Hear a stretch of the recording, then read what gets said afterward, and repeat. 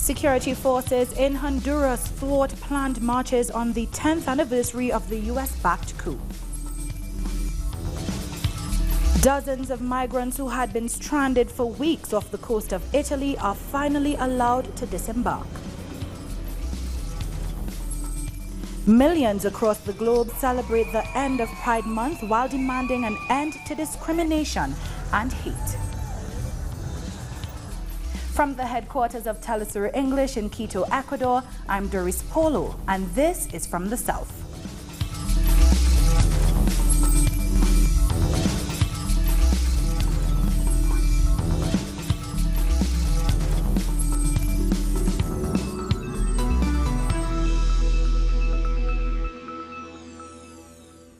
We start in Honduras as the country's Liberty and Refoundation Party planned to hold demonstrations on the 10-year anniversary of the 2009 US-backed coup. Hundreds of security forces, however, blocked many of Tegucigalpa's main roads. Let's take a look. From early on Friday, the militarization of Tegucigalpa prevented a ceremony to commemorate the victims of the 2009 coup.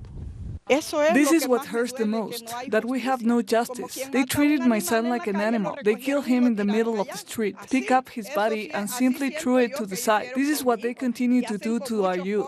Leaders of the Liberty and Refoundation Party condemned these security measures imposed by President Juan Orlando Hernandez, who was trying to thwart yearly demonstrations against the 2009 coup. They have been repressing us for 10 years. They have been squeezing the people. They ousted a democratically elected government, and since then Honduras has been stuck inside an abyss. Our country is in ruins. People are on the streets. This government is useless. For political leaders, these displays of military and police presence make it clear that this is the twilight of the current government, as it currently faces the lowest levels of approval for a government of the past 20 years. This comes to show how weak the regime has become. This dictatorship is about to fall. No matter what they do, they can attack us, send their security forces. Whatever they do, they will fall. An increase of over 150% in the country's military budget over the past few years has come hand in hand with a rise of targeted murders and violence against vulnerable groups. We can see how femicides continue to rise. Women face great insecurity as there are no laws to protect women. After 2009, women stopped being a priority.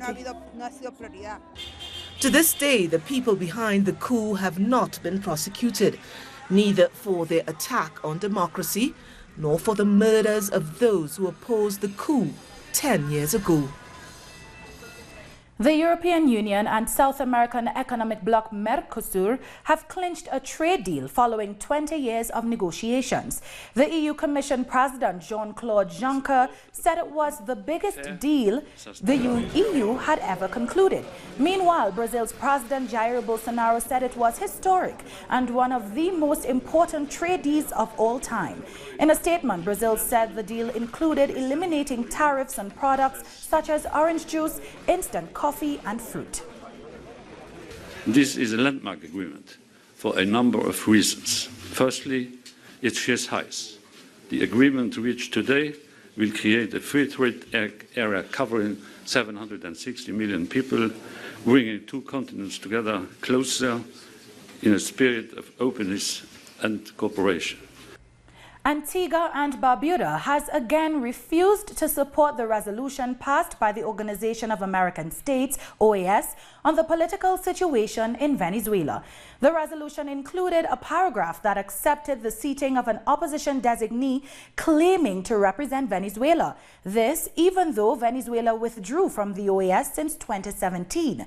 Antigua's foreign minister told the assembly that his country, like the vast majority of countries and the UN, recognizes the democratically elected government of Venezuela under President Nicolas Maduro. The island also views the seating of a Venezuelan opposition nominee as a breach of the OAS Charter and the Permanent Council's rules. Talks between the governments of Barbados and Antigua and Barbuda over the purchase of Liat Airline shares will begin on Monday. Barbados had announced plans to sell its shares in the financially turbulent airline. At the same time, Barbados has insisted that it would retain minimum shares. Barbados, along with Antigua and Barbuda, Dominica, Grenada and St. Vincent and the Grenadines, are the main shareholders. If Barbados agrees to sell its entire stake in the airline, Antigua would then hold 81% of shares. Barbados has doubled its search efforts for 2 U.S. visitors who are missing at sea since last Monday. Oscar Suarez and Magdalena Devil seemingly disappeared after renting a jet ski and going for a ride off the island's west coast. Prime Minister Mia Mottley issued an assurance to the relatives of the missing tourists, noting that the search has been extended. That the government of Barbados will do all that is humanly possible for us to try to find your relatives. The police and the Coast Guard and the regional security system have already been on the job since Monday evening, I'm told. And in spite of the fact that these searches normally will last 72 hours, I've given the instructions for us to go for another 72 hours because we need to literally ensure that we have exhausted every possible opportunity with respect to finding your relatives. I can't imagine what you're going through now. This June 29th marks 14 years since the initial signing of the Petrocaribe Agreement. It's an energy cooperation initiative by Venezuela's government to provide preferential payment for petroleum and petroleum products to some Caribbean and Latin American countries. The agreement was signed by 14 Caribbean countries during the first Energy Summit of Caribbean Heads of Government in Venezuela back in 2005. The payment system allows for these countries to buy oil at market value, with only a portion of the cost being paid upfront, with the remainder to be paid through a 25-year financing agreement at 1% interest. The U.S. unilateral sanctions against Venezuela are, however, threatening the oil alliance, with some Caribbean nations unable to pay for oil. Still, Petrocaribe celebrates its 14th anniversary as a powerful bastion with the aim of unifying the region. Our correspondent in St. Lucia, Alison Kentish, has more. The Caribbean region is celebrating the 14th anniversary of the establishment of the Petrocaribe Oil Alliance with Venezuela. That agreement allows the countries to purchase oil on preferential payment terms. It's an initiative of the Bolivarian Alliance for the Peoples of Our Americas, ALBA, that goes beyond oil production to promote economic and social cooperation as well. It was established by the late Venezuelan President Hugo Chavez, and it was part of his dream to achieve integration and cooperation between Latin America and the Caribbean. Now, 12 of the 15 member states of the Caribbean Community CARICOM have signed on to Petrocaribe. Dominica was one of the first countries to do so, and it did so at the onset, that is in June 2005. Officials there continue to tout Petrocaribe's significant impact on the economy and on people's lives. Petrocaribe funded projects in Dominica include 2 sea defense walls, one in the north and the other in the south of the island, the construction of a primary school in the Kalinago territory, as well as the construction of the Rosalie to Petit Soufriere Road. Officials there say the agreement has transformed Dominica's social, infrastructural and economic landscape. And in 2017, after Category 5 Hurricane Maria decimated Dominica, Venezuela wrote off that country's over $100 million Petrocaribe debt, and that was as a gesture of solidarity between the two countries. Jamaican officials said late last year that Petrocaribe has resulted in the financing of projects worth $5 billion over the past 13 years. And the prime ministers of St. Vincent and the Grenadines, as well as Antigua and Barbuda, have been very vocal over the last few months, stating that sanctions against Venezuela have been affecting small island developing states in the Caribbean who have used the preferential terms of the Petrocaribe Agreement and its savings on social projects that benefit the most vulnerable in society, as well as help those governments to keep gas prices down. And so on the 14th anniversary of Petrocaribe, the word remains that Caribbean countries have benefited immensely from the Energy Pact. That was Alison Kentish with that report. Dozens of migrants who were stranded on board the Sea-Watch 3 vessel for over 2 weeks have finally been allowed to disembark at Italy's port of Lampedusa. On Wednesday, the ship's captain defied orders from Rome's reactionary government by heading for the island of Lampedusa, hoping the 42 passengers on board could disembark after 2 weeks stranded at sea. After waiting for 2 days for authorization to dock, the ship's captain further defied the orders of Interior Minister Matteo Salvini and entered the port, after which she was promptly arrested.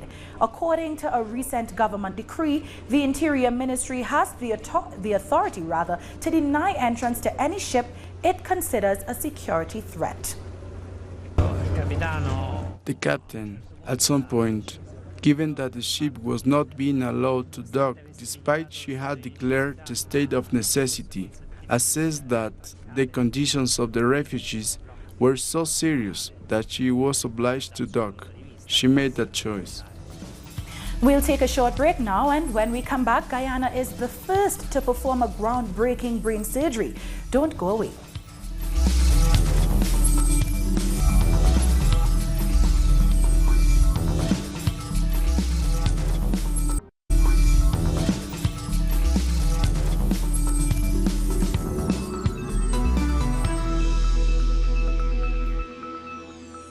Welcome back. Seychelles and St. Vincent and the Grenadines are holding bilateral talks. Prime Minister Dr. Ralph Gonsalves has met with President Dani Faure in Seychelles' capital. PM Gonsalves is the guest of honor in Seychelles' National Day ceremony in commemoration of its independence from British rule in 1976. During the two-day visit, talks will focus on various areas, including the blue economy, tourism, environment, and fisheries. Meanwhile, Jamaica and Cayman Islands are strengthening relations with specific focus on trade, business and agriculture. Jamaica's Prime Minister Andrew Holness is visiting Cayman, where he has held talks with its Premier Alden McLaughlin. Discussions also covered areas of collaboration on security, as well as climate change and recovery capacity from severe weather events. Guyana has pioneered groundbreaking, minimally invasive brain aneurysm surgery, and for a fraction of the cost. Dr. Amar North Dookie performed the procedure with the use of cutting-edge technology that minimizes neurological risk and reduces recovery time. It was performed using a technique that does not involve opening the skull and can get to the aneurysm without even touching the brain.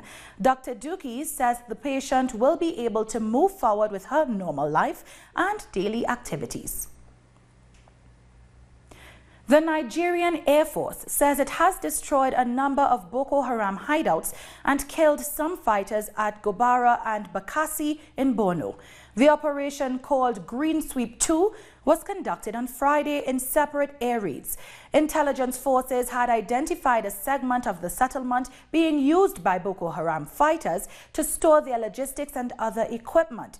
The Air Force says the jets scored accurate hits, leading to the destruction of some of the structures and equipment, as well as the killing of several fighters. Demonstrators in Sudan have announced plans to return to the streets on Sunday for mass rallies dubbed the Millions March. In the face of this, the ruling military council has warned protests and opposition groups that they will be held responsible for any deaths or damage caused. Early on Saturday, the military council's deputy chief also insisted that the ruling generals would hand power to a civilian administration.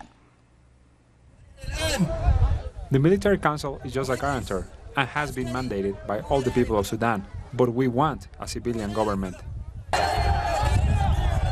We want a civilian government, a government of competences, of independence. This is not political talk. This is true. We are ready as soon as possible to hand over power to civilians. Military forces deployed in Khartoum are there for the security of the people, not to disturb them. We will not accept the military disturbing anybody. Around 250 people have been arrested in Ethiopia as part of a crackdown on suspected coup plotters.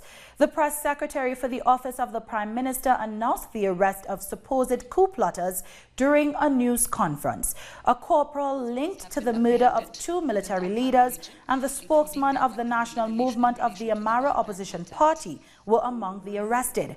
Investigations are still ongoing with potential for more arrests.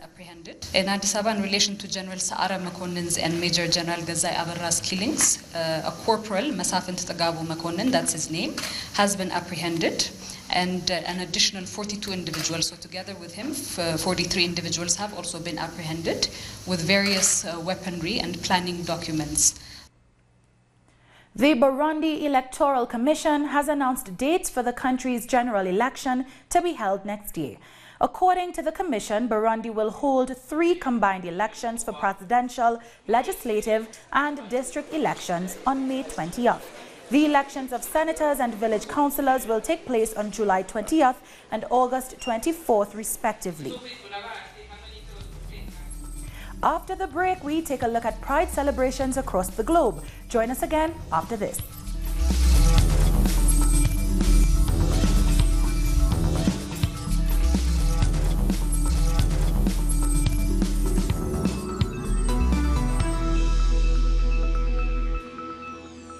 Welcome back. Around the world, the LGBTQ community is celebrating as Pride Month comes to a close. Let's take a look at some of these celebrations, starting in the Philippines. This year's Metro Manila Pride Parade continued its streak as the largest and oldest Pride demonstration in Southeast Asia. Beating last year's record, over 50,000 people braved the rain, some with rainbow-colored umbrellas, others with rainbow flags, in a push for equality. Saturday's festivities come just weeks after the nation's leader sparked outrage by declaring he'd been cured of homosexuality years ago. Meanwhile, in North Macedonia, a sea of rainbow colors filled the streets of the capital as thousands celebrated the country's first ever Pride Parade. Participants blew whistles and held signs advocating for gay rights and an end to discrimination, as others held an enormous rainbow flag as they marched through the city streets.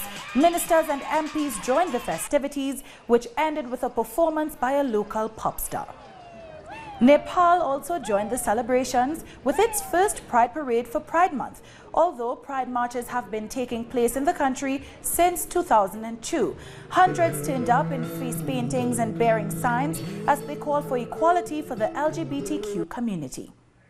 It is important to do this parade because the LGBTI community, while it is not new, it is also not understood well by many. So it is important to show we are united and we love each other. We still need to fight more. We still need to talk about our human rights. We still need to talk about the lives of LGBTI people, and we deserve the dignity and equality, and that's what we are here for. Mexico was not to be left out as colorful puppets, banners and people gathered in the capital to mark the end of Pride Month. Music blasted as people danced and chanted during the 41st edition of this parade. Thousands, including couples, families and activists, sought to raise visibility for sexual diversity in a country plagued by gender and sexual identity issues. As Pride Month is celebrated across the world, New York City commemorated the 50th anniversary of the Stonewall Rebellion and the birth of the LGBTQ movement. On June 28, 1969, patrons of a Greenwich Village gay bar called the Stonewall Inn rose up in defiance of police harassment. The unrest triggered a national and global movement for equal rights for lesbian, gay, bisexual, transgender, and other queer people. Activists from around the world rallied in Greenwich Village on Friday to mark the occasion and to decry a wave of policies from the Trump administration they view as a setback for their cause. So I just want to close with this. We are a moment in our nation's history where your voices matter more now than ever before. We're at a place where rights are being taken away through the courts, in our media, state by state, conservative legislatures after conservative legislatures. If we do not fight today to be heard. With our voices and with our votes, we will lose the progress of the last 50 years. We must not grow weary. We must not grow tired. We must never give up. It has been 50 years since the fight for LGBTQ rights was started outside the legendary Stonewall Inn bar in New York City. To commemorate the anniversary, Argentina's trans community marched from the presidential palace to Congress, demanding respect for their own rights. This is the fourth edition of protests demanding an end to the murders of transgender and queer people. As such, the LGBTQ+ community made it clear that there is nothing to celebrate. You can be arrested simply for being trans. They chase you, abuse you, so we came here to protest for everyone's rights. We are also here in support of those comrades who are just coming out, giving us even more strength. We know that transgender people are much more vulnerable to a lack of government aid. Trans and queer people are much more exposed. They have the least, sometimes even lacking access to education and healthcare. One of the main demands of protesters was the inclusion of trans people into the working force and the payment of reparations for their persecution. The government has to implement policies to somehow pay back for all the years in which we were persecuted, for the attacks we have received since childhood, for the years when we had to exist entirely outside society. We are often attacked by homophobic and transphobic people on the streets, both physically and psychologically. Sometimes it even happens inside health centers. We have lost a lot of our friends because of these issues. They also say that gender-based violence, when added to poverty and segregation, greatly lowers life expectancy for transgender and queer people, who often don't live past 35 years old. This is the truth of what a capitalist and patriarchal system does. This is the face of repression. We have a government that is scared of us and will do anything it can in order to persecute us. But we are here to keep fighting for ourselves and for all of our friends who've been murdered. We're here to point out the evils of the system and the hate they give to everyone who does not comply to their rules. So far in 2019, there have been 37 recorded hate crimes based on a person's sexual identity, and aggravated due to a lack of basic rights for them. Europe continues to experience a heat wave that has already claimed at least 3 lives across the continent. Temperatures in France were slightly lower on Saturday after the country recorded its highest ever temperature on Friday. Officials in France are warning people against engaging in sporting activity after a cyclist died. Meanwhile, in northern Spain, temperatures rose above 40 degrees Celsius. The sweltering heat is said to have caused at least 2 large wildfires in the country. In sports, Pakistan beat Afghanistan by 3 wickets in a thrilling Cricket World Cup match in Leeds. Earlier, Pakistan fell to 156 for 6, chasing a total of 228. But 49 not out from Imad Wasim saw the 1992 champions over the line with 2 balls to spare. Then Shaheen Afridi picked up 4 wickets as Afghanistan started to 227 for 9. But in the end, Pakistan kept alive their chances of reaching the semi-finals with a nervy 3-wicket win. The victory sees Pakistan moving into 4th place in the table. And before we end, on Saturday we remember Kwame Ture, a Trinidad and Tobago-born revolutionary who played a key role in the U.S. civil rights movement and black nationalism in the 60s. Ture, born Stokely Carmichael, is also remembered for his use of the phrase Black Power. Born on June 29, 1941, he became known as the Prince of a revolutionary movement for political self-determination and cultural pride. Ture helped establish the All-African People's Revolutionary Party, which was dedicated to the Pan-Africanism and the plight of Africans worldwide. He spoke out against political and economic repression, debated critics on national television, and outraged the FBI and White House officials with stinging indictments of U.S. racism. Let's take a look back. We have to move to a position where we can feel strength and unity amongst each other from Watts to Harlem, where we won't ever be afraid. And the last thing we have to do is to build a power base so strong in this country that will bring them to their knees every time they mess with us. We've come to the end of this news brief. You can find these and many other stories, as always, on our website at telesurenglish.net. And join us on social media, Facebook, Twitter, and Instagram. For Telesur English, I'm Doris Polo. Thank you for watching.